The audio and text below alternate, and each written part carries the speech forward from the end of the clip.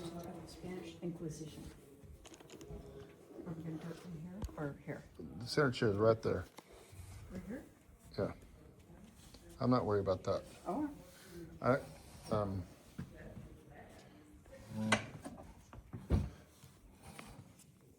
this thing has got some stupidness to it.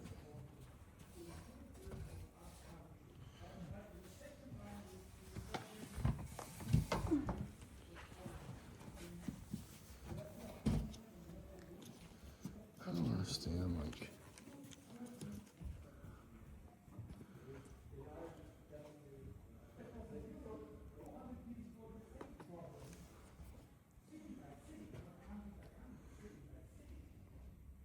all right, we're good. We're good. I'm confident it's gonna record, we'll record for 15 minutes or so. Done.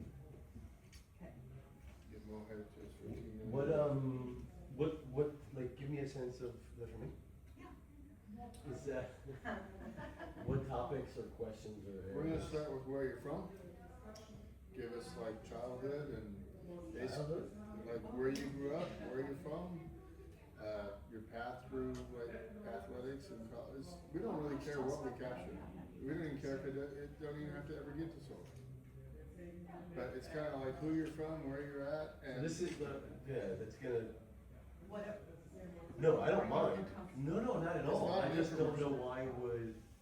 why would people be interested in that if it's sort of. we don't care if people are interested or not. We're interested. Yeah.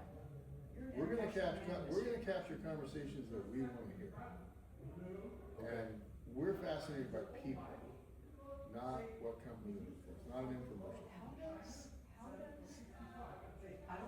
How did you get here? Where you- I don't wanna say your whole name, because I'm gonna say it like how I hear it on TV, and that's with either like a fake Brooklyn accent or a fake Hebrew Brooklyn accent, Okay.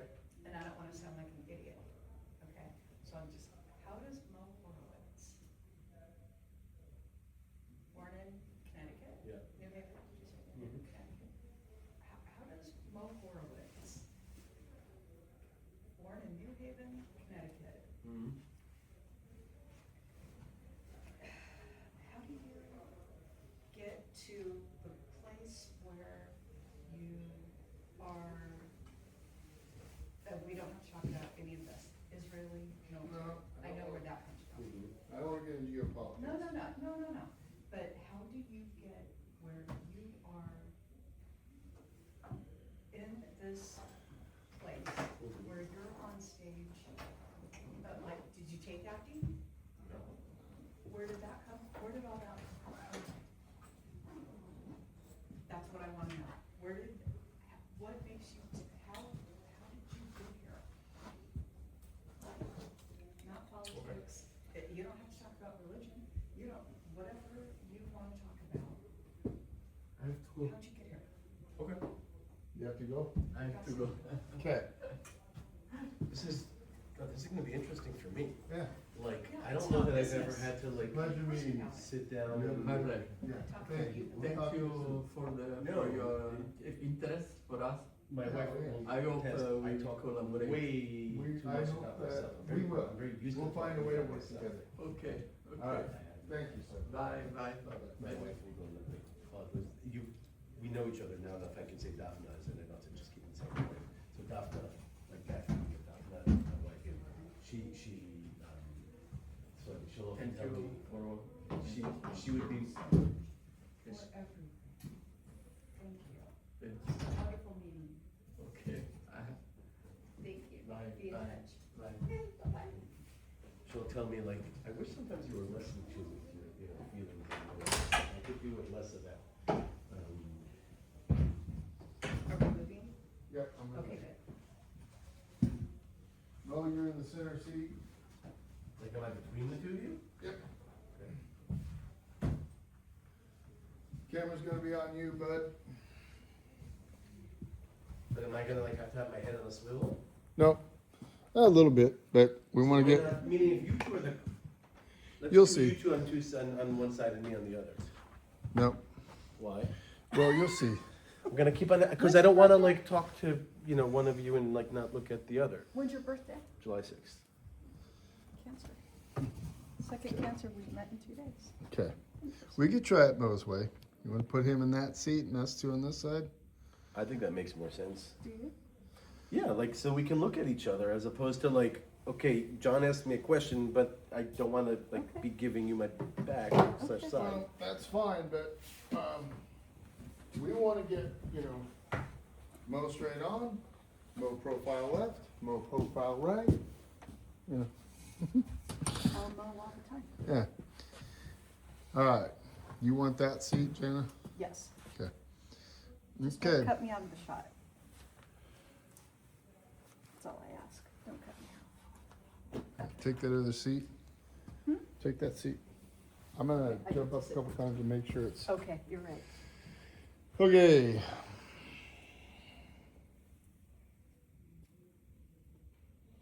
Good enough, here we go. You gonna start the questioning? No. All right.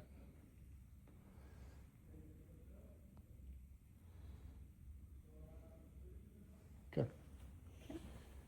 Okay. So, like we were saying, we'd like to know, like, basically, we know you're born in Connecticut. Mhm. Can you tell us, like, nuclear family, mom, dad, brother, Sure. sister? So, mom, dad, I've got 2 younger brothers and a younger sister. I was born in Connecticut. My father was finishing up his PhD at Yale at the time, so that's the New Haven angle. Both my mother and father are originally New Yorkers, but that's how I ended up being born in New Haven. Been back there a few times since. Yeah. And so, What was your dad's degree? Jewish history. Oh, Yeah. okay.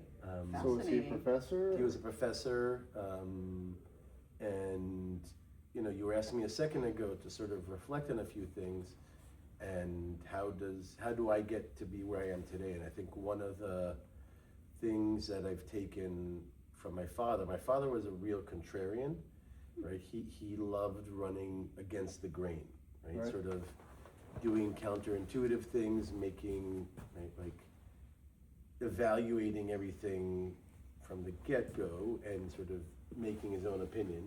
Now, I don't think I've taken on as much of the contrarian as I'm actually probably more conservative than him, but I do think that I've adopted or picked up the skeptical aspect of it, of like questioning things, right, and not just being fully dogmatic. And that I think is also what sort of places me in different buckets, different pools, and has allowed me to sometimes feel both at home and not at home in many different scenarios, right? Because I can look at something critically from the outside, see what I like about it, see what I don't like about it, right? So I think that's why I've also managed to, I'd say at this point, dabble in a lot of different things, Like right? what? Sort of career paths, education, religion, nationality, identity, travel, language, sports, just sort of trying a lot of different things and sort of seeing what sticks, and then sort of keeping what works well, and sort of also being comfortable not keeping everything. And I think part of that is because I was born into a scenario that was very, we'll call it multi-identity, so I didn't feel, on the one hand, I had very deep roots in Judaism and family history. On the other hand, I've moved around enough and I've seen different cultures that it was easier for me to, you know, be critical of certain aspects of one identity or the other, because I've also seen other models, so being able to sort of move back and forth between different settings. Okay, and so then, we know you were an athlete. Was there a collegiate career, or how'd that? There was. So I ran track at Columbia my freshman year. Then So you ran track at Columbia University? Yeah. Okay, all right.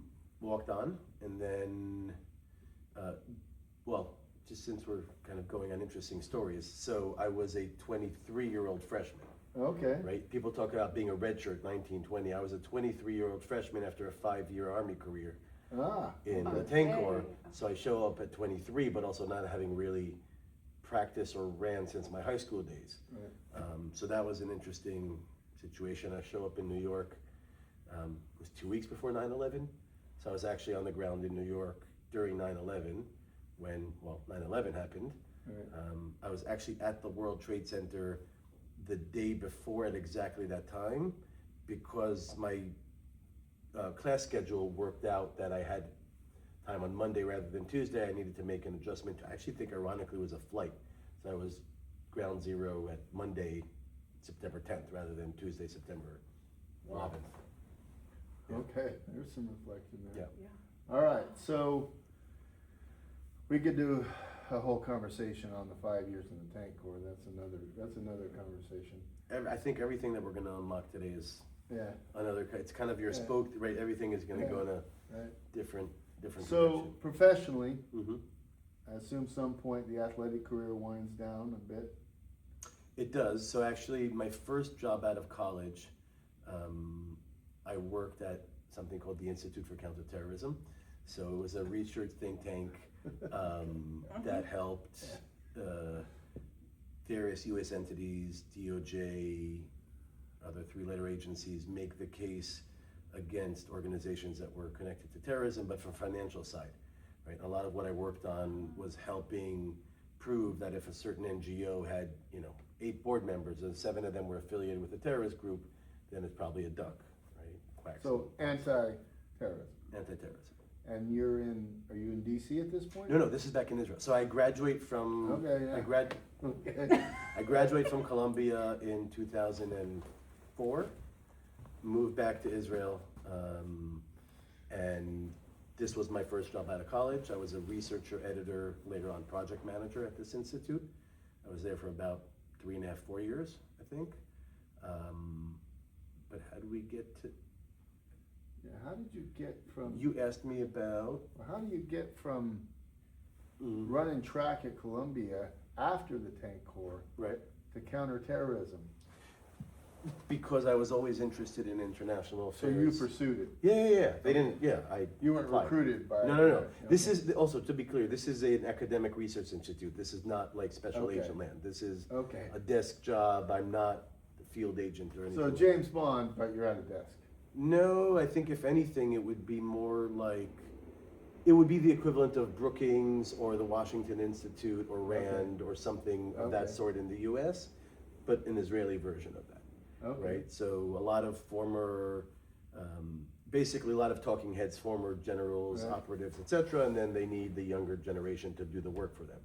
So that was my job, be basically the grunt doing all the heavy lifting for them, which was fun. That actually sounded like a complaint. I learned a lot. I got to testify with my boss at a congressional hearing in DC, got to travel a lot, did some really interesting projects. Actually, one of the main projects that we did, ironically, came to fruition about 3 months ago, because this is back in 2006. We did a simulation for various organizations around what happens if Israel or the US decide to attack Iran.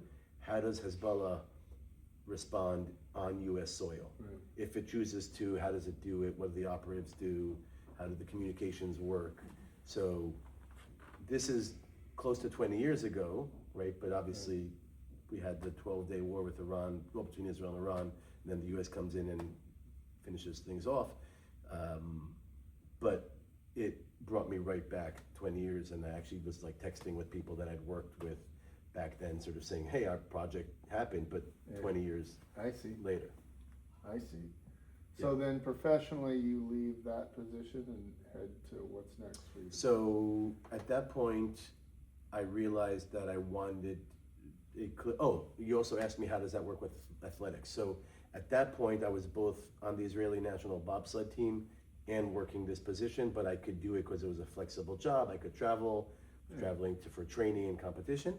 And then I had to sort of decide that it's time to start thinking about family. I mean, I was married already at that point, but we wanted to have kids and I needed a bit more stability. it was clear to me that there's no way to sort of move up the ranks in that world because it was what I would call a inverse or upside down triangle with no middle. Meaning you had a lot of big talking heads and you had these younger analysts, but there was no way to I see. get up there unless you were a former general, 2-3 stars and whatnot. So I decided I wanted to move into the business world. And most of the people I spoke to said to me, like, look, you've got great experience, you've got leadership skills, you know, you're intelligent, etc. We would put you in a management role, but you've got zero business experience, you've got great defense experience. Right. So I said, okay, so what do I do? And they suggested getting an MBA. So at that point, I applied for MBAs in the US and thankfully got accepted to Wharton at UPenn in Philly. Yeah, So- we heard this so many times, Mo. The counterterrorism, national bobsled team, let's go to Wharton. So it Yeah, actually, everybody, what, most people do that same you path. joke, but I had multiple former NFL athletes with me at Wharton, Olympians, actually the US vets were my probably best friends and closest friends there because like we had a lot of, you know, kinship and actually I was on the rugby team there as well, and that was also one of the most competitive, you'd think people are there for like their MBA would be chill, but it's all alpha Absolutely. males, Okay. former investment bankers, Yeah. D1 athletes. Yeah. So that was an interesting environment. I've actually still gone back. A lot of my Wharton connections that I use even today in the energy world are people who were with me on the rugby team at Wharton, right? Like, and that's probably my primary network from back then. From back then being from the NBA. Well, I'm debating if I should say the next part, but it's self-congratulatory, but I was ahead. chosen as the MVP of that team, which I was extremely proud of because they were literally former NFL players with me on Right. the team, other, you know, D1 football athletes, and Right. so I still have that trophy somewhere. Okay. Yeah. So, well, fascinating. So then, Wharton Business School, you get your MBA, Mhm. and now you're headed off professionally to.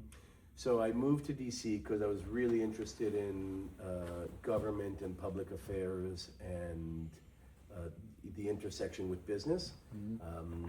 I got a job with Booz Allen Hamilton, a big government contracting firm, and that lasted a really long 3 months, at which point they realized that all the qualifications that made me an attractive candidate for them were exactly the qualifications which would make it really hard for me to get a US security clearance. Worked with foreign intelligence, yes. Lived in a foreign country, yes. Had a foreign passport, yes. Have family members who work for a foreign government, yes. Served in the foreign military, yes. Voted in a foreign election, yes. Have foreign bank accounts, yes. Right. The only thing I think I answered no to was like criminal record and drugs. Like everything else was like a yes. Yeah, I see. So that stopped after about 3 months. And then I probably had the most interesting job I had for 2.5 years. I started I joined a former vet from Wharton who knew me, introduced me to, who later on would become a business partner, really interesting character out of the DC area. And we started a consulting firm together helping international companies interested in the US aerospace and defense sector to help them in the DC area. He was very plugged into the special operations community. And then also helping US companies who were selling to specific units here, being able to make the connection, okay, if you're selling to this unit here, that means you need to talk to that unit over there, right? And doing that back and forth. So that was about 2.5 years. Super, super interesting, super fascinating, super fun, but not very profitable. We couldn't make the cash flow happen because a lot of these customers wanted to only pay us on contingency when they get the deal, and we needed to, right, like keep things rolling. So that was really fun.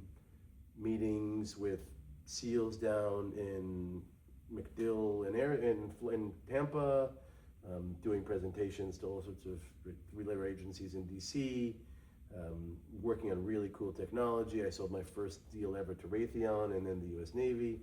But then after 2.5 years, it was time to move on. And then a Wharton rugby friend of mine was working at a company called, well, it used to be called CEB, and then it was acquired by Gartner. Most people probably know it as Gartner, the IT consulting firm. And that's how I actually make the transition into the world of sales. So they were a big consulting firm focused on helping B2B companies improve their sales and marketing. Okay. So I joined as, we'll call it business consultant, management consultant, not on the sales side, but just sort of project management and helping. And where are you located? DC, at this, I'm still in DC. Still in DC. And then I did that for about 2 to 3 years on the project management side, and then my boss at the time said, hey, we want to start a new segment of this, right, selling to not just the Fortune 500, but sort of mid-market companies. We want to see how do we scale into that world. So what he said to me is I can either take somebody who knows how to sell and try to teach them the product, or I can take somebody who knows the product and the management really well, and you seem like you might be able to know how to sell.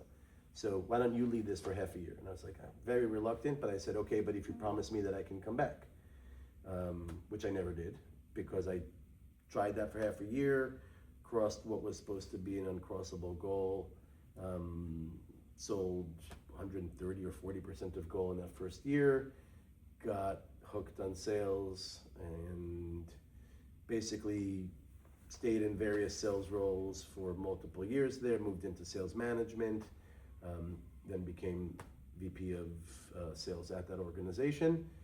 And this is around during COVID. During COVID, I started getting the itch to maybe come spend some time in Israel. At this point, my father had passed away maybe a year or two before, and I wanted to be a little bit more with family, change the pace. I wanted to also make sure that my kids were getting more of their Jewish and Israeli identity, so I figured we could take a little bit of a break in Israel for the year. And that's when in 2021, we decided to take a sabbatical year, spend that year in Israel while still working for my American employer at the time.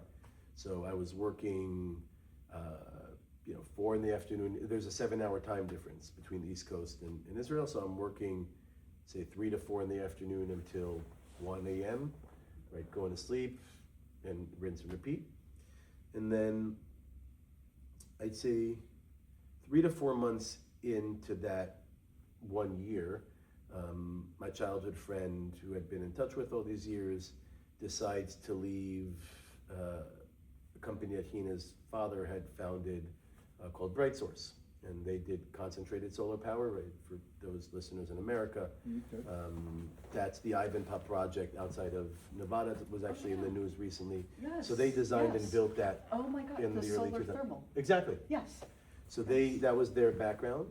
And my friend reaches out and says, hey, we're starting this new thing. There's literally 3 or 4 of us, and I want to hire a VP of sales in the US. You're in sales. Why don't you help me put the job description together?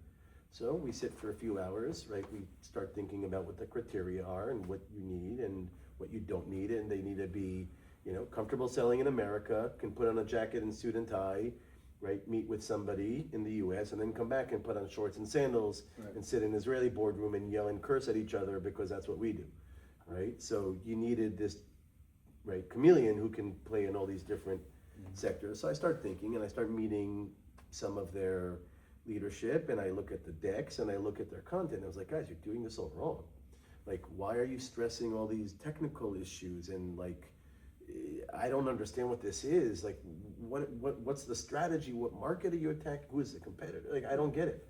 It was extremely sort of engineering focused. And the more I learned about it, I was like, okay, this is interesting. We kind of look at each other, and we had sort of discussed in the past, could we maybe do something together? And that's when I decided to take a leap of faith and jump into Solar Geek with our 2 founders. CEO is, again, my childhood friend. We actually went to a seminary right after the high school. We did a year gap between high school and military. And in Judaism, when you study Talmudic law, which is sort of the ancient laws that were written, a lot of that is you read an original text, and then let's say you do this with a friend, and you say, well, I think it means this. and your friend sort of reads it and says, okay, I agree, or, no, actually I think it's a little bit different. Like, I think this is what they intended, right? And it's called, the Hebrew word or the Aramaic word is chivruta, but it's a combination of a friend, but learning, right? It's a concept. And Gil, our CEO, and I came from very different, even though we're both Jewish, both Israeli, both from Jerusalem, right? Like from the outside, what would look like a very similar background. We had 180-degree difference in our worldviews in terms of everything. And we spent that entire year arguing, yelling. We were actually roommates. Like, we met at that point, like, you're an idiot, you don't understand this, it says that. And then we would sort of finish reading the text and then start reading the interpretation. And it turns out, right, these two ancient scholars had exactly the same disagreement, right? Like, and like one said this and one said that. So we jokingly say that we have close to 30 years of arguing in our background. There you go. And we continue doing that on a daily basis. We see things very differently, but we manage to also make it work. So then, we just watched your presentation here in Rome at the Mhm. 4th Agrivoltaic Conference, the 4th Europe Agrivoltaic Conference, and which was an amazing conference. Mm-hmm. For me, I've spoke to you about this before, to have an industry as old as energy Mm-hmm. and an industry even older, agriculture, Mm-hmm. to come together. And we were at the 3rd Agrivoltaic Right. Conference last year in Vienna, and now we're at the 4th.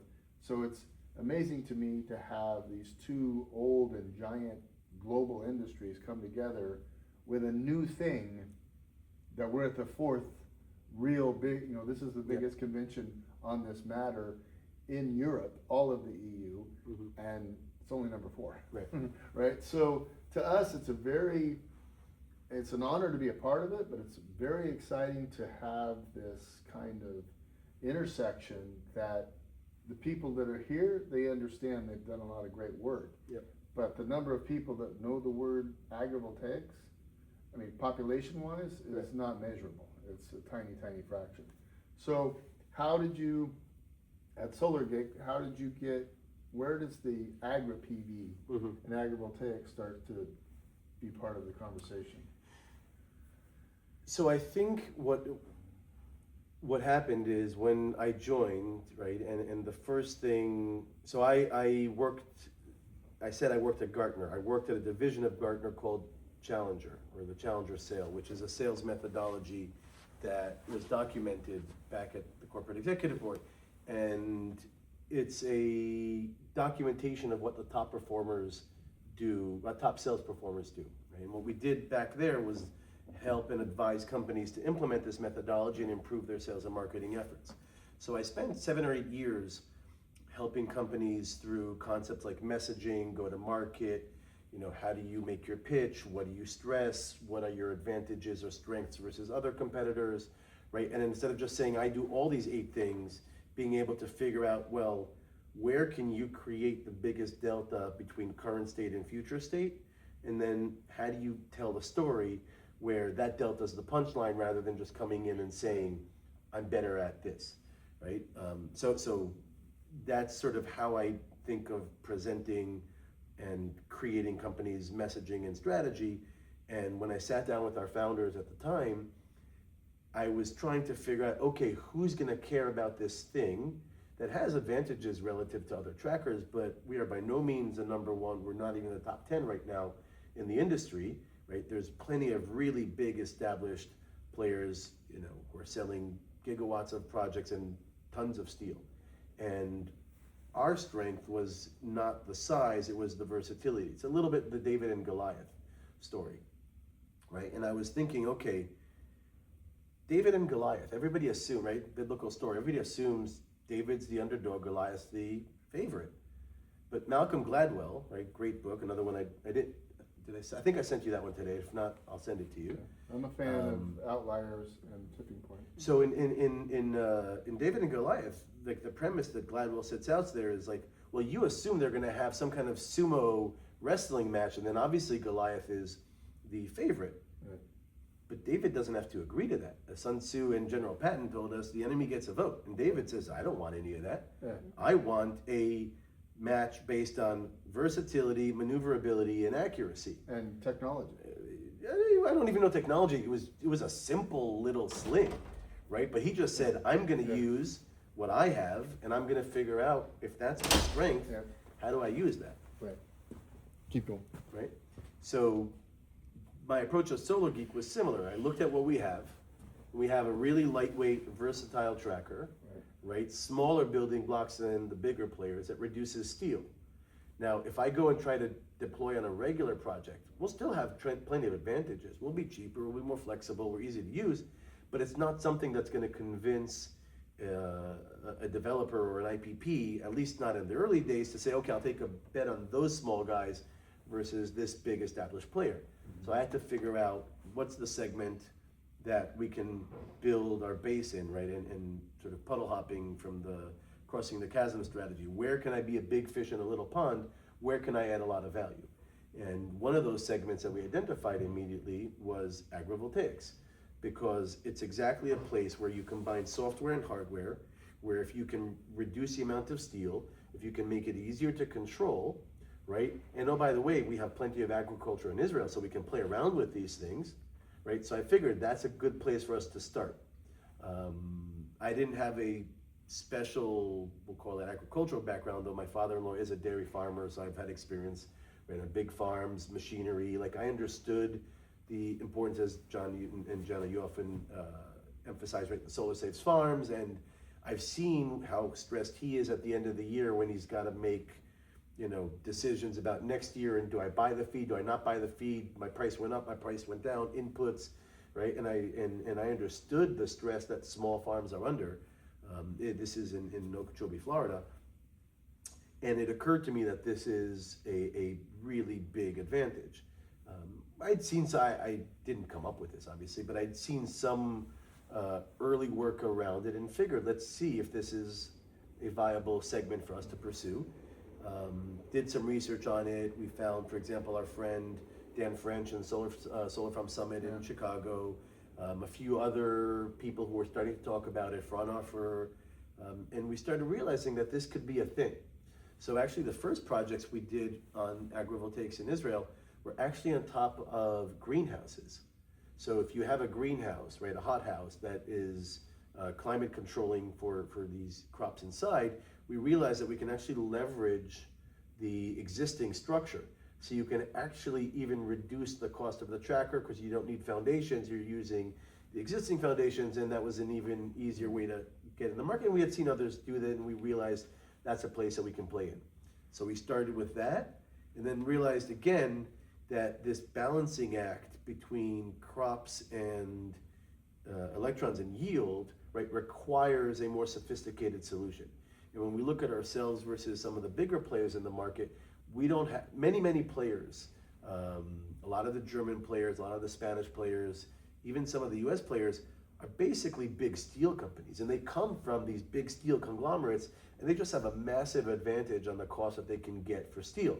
So we needed to find a place where we have a relative advantage, and that's on the software side, right? So I mentioned before that our founders came from this company called BrightSource, and the majority of the leadership team, I'm actually the only one who's not from that company, BrightSource, and then a lot of the engineering and software people came from there. They had built really sophisticated control systems for these heliostats, connection to the grid, cybersecurity, etc. And that's something that we actually felt is enough of a strength of ours to lean on to compete head to head with even bigger players. And we understood that in this world of agrivoltaics, right, being able to do these things like anti-tracking has a lot of value, right? So that's sort of what pushed us in that direction. It was really the place that we felt that we can bring the most value to the market, both altruistically, that we can help and do good things and have great impact in the world, but also for the sake of the company, right? Like, that's a good niche or segment for us to be able to grow in, right? And become a relative, you know, leader in that market, as opposed to just the general market where we're not that big yet.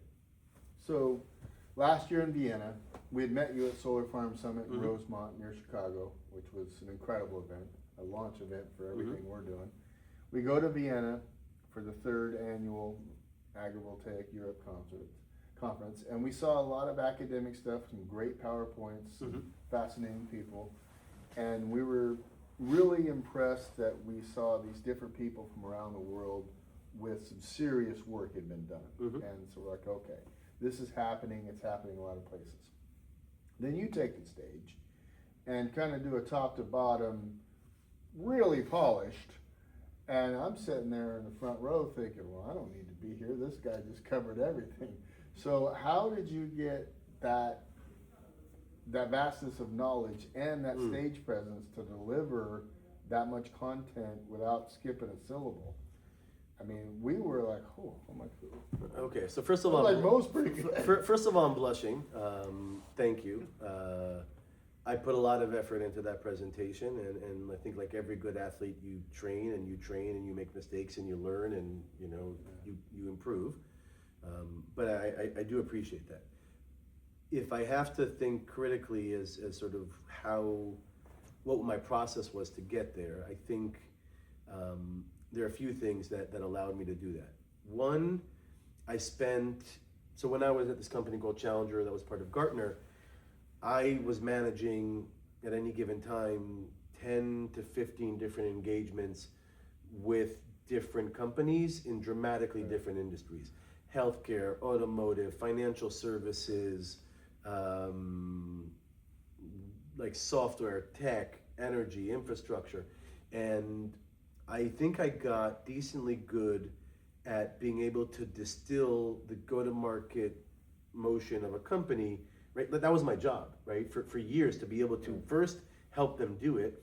Then when I was selling into that world, I needed to be able to sit down, right? Like with the head of sales at any of these companies and convince a head of sales that I'm gonna help him or her do a better job at their job. With a new category of products. Right, and oftentimes we were pulled in at an inflection point in those companies. They're launching something new, they have a new messaging, there's something going on that they're betting big on, right? So I had to like learn how to ask a few big important questions and kind of very quickly understand, okay, what do you do that they don't do? Not all the things you do well, but what's the one thing? Literally, we would sit for 2 days with a company like Microsoft, right? Like, we had a case study with them. Sorry, I couldn't remember if I'm allowed to say the name. Right, and companies that, Fortune 10 companies that are amazing companies, but then when you push and dig, and not just what do you do well, or what are you proud of, but what do you do that your competition can't replicate tomorrow? We call it differentiator. And you learn how to distill that specific piece. And I think when I entered the energy market, right, like I was able to try and understand the mechanisms, the mechanics of the industry, right? So that's one part.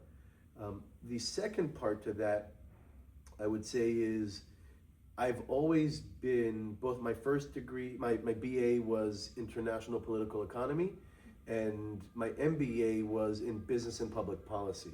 So I've always been fascinated by the intersection of geopolitics, business, regulation, innovation, right? And I think the only industry that's more influenced by regulation than energy maybe is healthcare, right? Healthcare and pharma, right? But globally, right? Like it is, you think about what oil did in the Middle East, right? Mm-hmm. And then when the US is able to break off of some of that oil, and like all the geopolitical activities that are happening around energy and the war in Ukraine, and Russia turning the spigot off to Europe in terms of energy and what that does to the markets. So I think I was actually relatively well positioned to understand how policy and business will interact in this industry that is so dependent on that.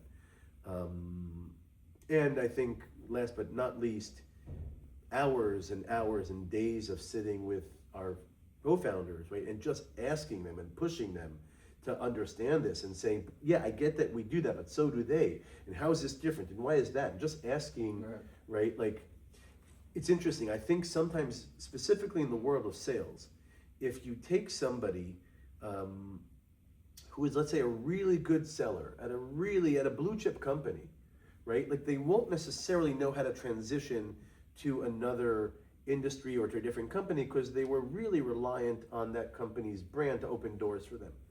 But I think sometimes if you have to really rely on your skills and your sales skills and your listening, right? An ability to ask questions and not pretend like you know, right? I basically just asked a lot of dumb questions for a year and a half, 2 years until I understood these things. But I would ask, wait, but why, right? But why, right? We talked in the beginning about sort of my natural, or I said inherited skepticism of like, why is it this way? Why is it that way? Does it have to be that way, right? So really just questioning how did we get to where we are? Is there a different way of doing that? And I think I will say that, at least from my Israeli perspective, that's something that we Israelis do naturally. Sometimes I speak as an American, sometimes as an Israeli, but that aspect of skepticism, being willing to question authority, open-mindedness, and just wanting to constantly evolve and learn is sort of ingrained in us. And I think those three things together, right, like, is how I got to that. Yeah.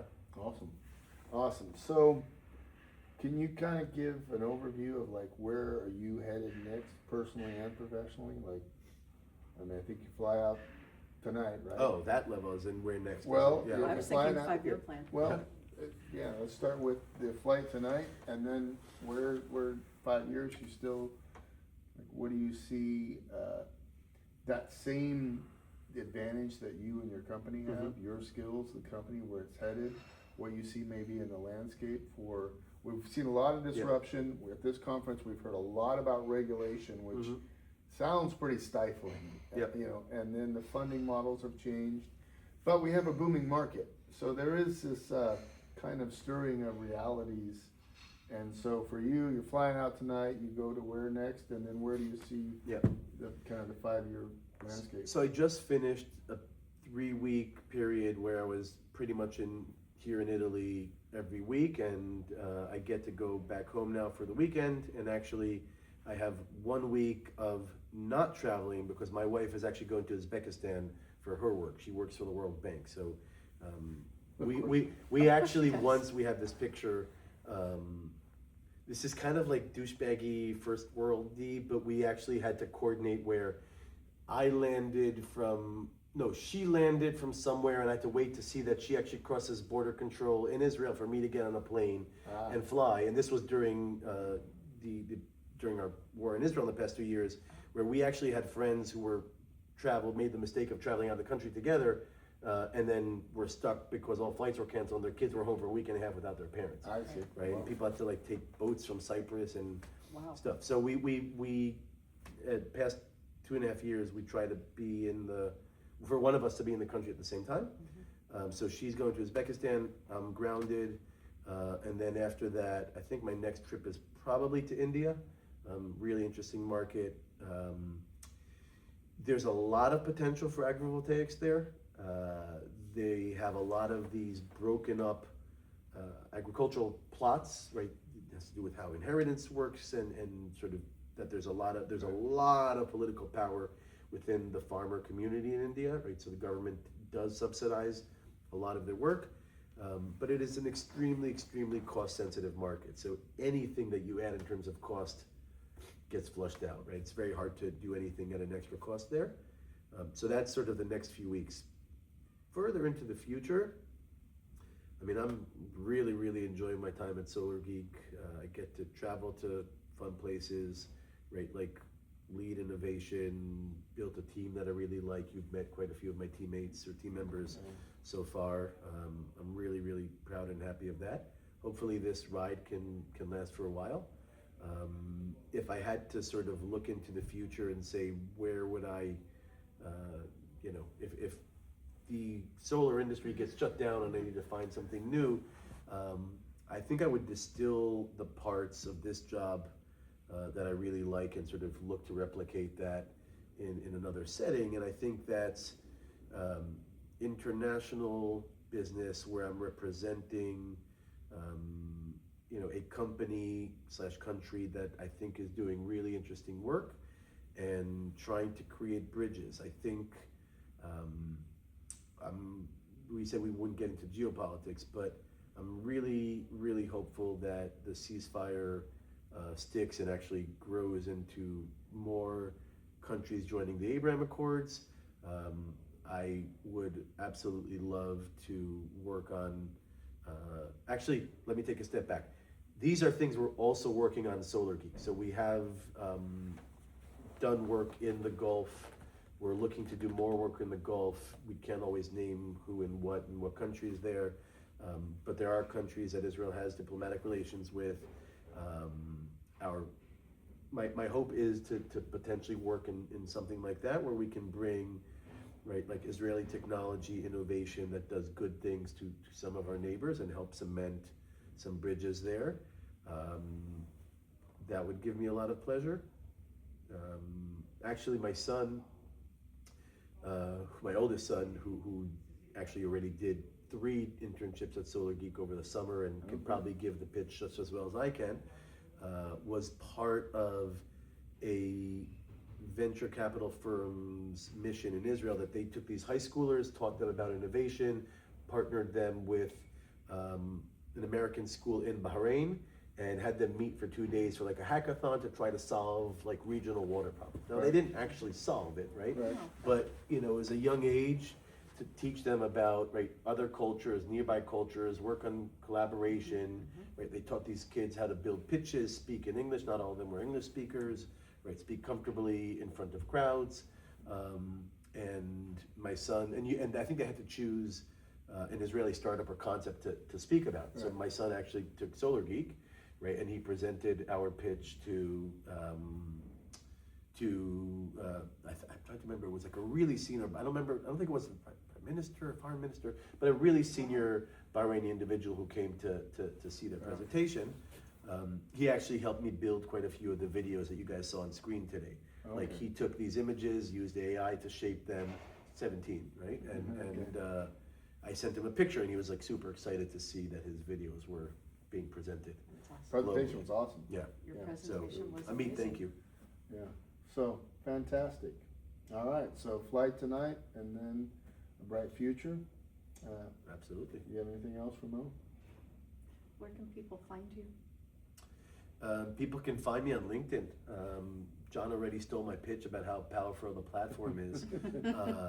No, joking aside, I think it's been a really, really fascinating experience. Until Solar Geek, I always advised others on how to do and what to do on LinkedIn, and I never wanted to put myself out there. As crazy as it sounds to you, I actually am a private person who doesn't always like, you know, to put himself out there, and it was something I had to get comfortable with. But it's been absolutely amazing to see what happens when you put helpful content out, right? Again, you guys have seen this all the time, and kudos to both of you on building, right, a community of like-minded people who are looking to just share for the sake of sharing. And I've enjoyed doing it, and it's actually been good for business. People reach out, people want to learn, you start conversations, you realize that, you know, maybe there's something to partner on. And I mean, we've got many projects, many different places in the world. We have an elephant voltaics project on a safari lodge in Botswana, right, that came in through something like that, right? A lot of elephant people going on right you know, now. people wonder about, you know, can we have cattle co-located with trackers? And we're like, well, I have elephants co-located with trackers. Do you think that works? And we have pictures to prove it, right? So yeah, LinkedIn has been a really helpful platform for us. So you can find me on LinkedIn or mo@solargeek.com. I try to respond. Awesome. Yeah. Yeah, on my other platforms that I've had for however many years, I don't post anything. I rarely post at all. I appreciate what other people are doing, but I am not a content creator. So this whole amazing world, and for me to be, you know, posting a lot, and for us to be accidental influencers has been, it's an honor, but it's kind of hilarious to us that like something is working that well. It's hilarious to me. So I think when you're authentic and you're genuine like you guys are, it just comes through. And I think, right, like, people appreciate it. And I think, you know, this is not the interview. I'm not interviewing you, but I think a lot of the things that we talked about, like, you mirror them, right? Like, in terms of the ability to present, to not just be dogmatic and to grow up in one community, but be willing to buck some of the standards on certain aspects that you don't necessarily agree on, and sort of say, okay, I'll take this 80%, but I actually would prefer something different for this 20. And I think, right, I refer to AI stuff in my presentation, and I've actually, on the one hand, really enjoyed using it. On the other hand, I think we are sort of, it creates even more of a desire for authenticity.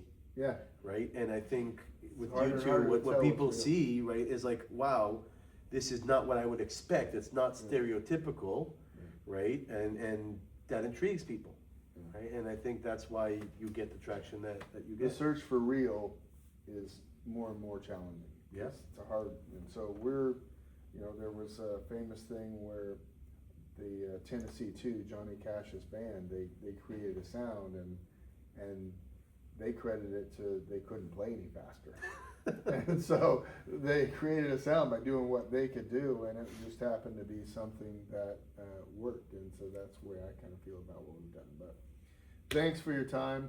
Thank you, guys. We've enjoyed you since the minute we met you. If we had to send a representative to Washington or anywhere else to represent agrivoltaics, you're number one on the list. Like, We're part of SAFA, right, alongside you guys, and Yes. we believe in sort of lobbying for these things, at least, John, to your point that you often make around, let me do what I wanna do on my farm, right, Yeah. and like, just don't be in my way. Yeah. So I think, right, like, that's a message that we're trying to get across the aisle in Washington. And I think typically when we've been to Washington DC or at state level, politicians are good at diplomatic answers. However, we have felt like there's been a genuine appreciation, almost to the person, that they didn't know. They didn't know the story that the three of us tell. And they're like, thank you. Like, we didn't know this side. We didn't know like how these layers fit together.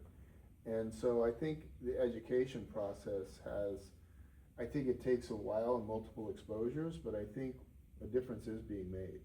Yeah, I think when it comes from surprising directions, right, that's when people are willing to listen, right? Like, we have this concept in the world of sales called pattern disruption, right? If you are trying to cold call or cold email somebody and they're in the middle of the day, minding their business, and you just look like everything else, you're not gonna get attention, and it's easy for them to say, oh, I know what that is, Right. right? But if you can suddenly do something that changes the script, Right. right? The guy in the cowboy hat is asking me about solar, Yeah. what? Yeah. Right? Like, that creates that pattern disruption that gives you at least an opening to, try to create the discussion, and people are willing to lean forward and like think twice about what they thought, because suddenly it's not what they're used to. Yeah, and that we've been very fortunate that we have a relevant message for the left and the right. And everyone says they support farmers. Everyone likes to say that, but when you start talking about the realities, a lot of times with these policymakers, they're like, that you can tell they didn't think of it that way. Because they're not a farmer, and they're not, they're looking at the political football and pushing, and they realize, oh, there's boots on the ground, there are things happening that I really wasn't aware of because I'm not in that scene. I would even take that one step further, because I think even if they knew and understood it themselves, I think that there's a second step, which is they need to believe not just that it's true, but that their constituents would believe it. Right, that's true. Right? Meaning they might know that, I think this might sound skeptical of politicians, but they, in a sense, their job is not just to do what they think is right, but to represent their constituents, right? And if they think, well, I believe in this, but 90% of my constituents or farmers would not want it, then it's literally their job to say no, right? But if somebody somehow, right, gets them to realize that, like, no, my constituents might actually appreciate it, literally they're here telling me about it, right?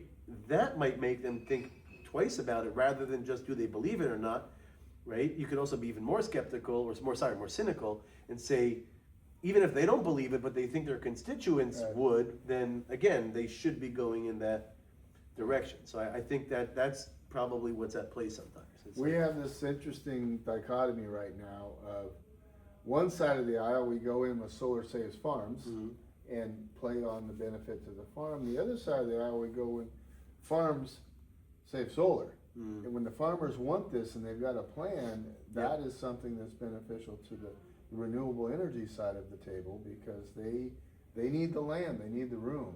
And so if it's farmers can lead that effort, that's a message they haven't really heard. That's And- true. And so, anyway, anything else? This man's gotta get on a plane, he's got a bright future to make happen. We always say when it comes to these agrivoltaic things, and we see these amazing people that have done this incredible work, and from all over the place, dots on the earth, we say, and I don't know if Dan French and I created this together, or I stole it from him, but we feel like the future's here with agrivoltaics. It's just not widely distributed yet. Mm. And you're one of the people that's getting that distribution all the way to elephants, so that's. Well, I think it takes one to know one. You guys are doing just as much, if not more. All right, Thank well, you both. thank you, Thank you. it's always a pleasure. Awesome. The one thing I wasn't, we're off, right? Yeah. Yep. The one thing I was thinking of saying, but I